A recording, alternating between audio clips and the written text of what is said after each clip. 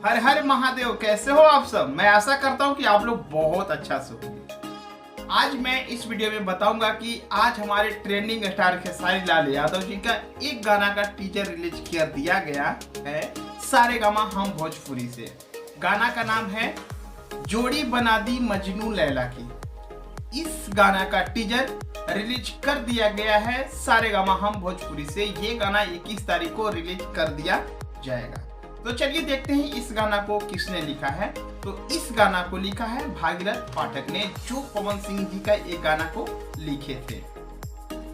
और इस गाना को म्यूजिक दिया है आर्या शर्मा ने और स्वर दी हैं अपने ट्रेंडिंग स्टार खेसारी लाल यादव जी।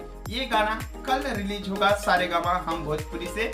अभी टीजर रिलीज कर दिया गया है। आप लोग जाइए और सारेगामा हम भोजपुरी से देखिए और ढेर सारा प्यार दीजिए। और अगर आप हमारे चैनल पर पहली बार आए तो हमारे चैनल को सब्सक्राइब कीजिए, शेयर कीजिए, लाइक कीजिए, धुआं उड़ा दीजिए।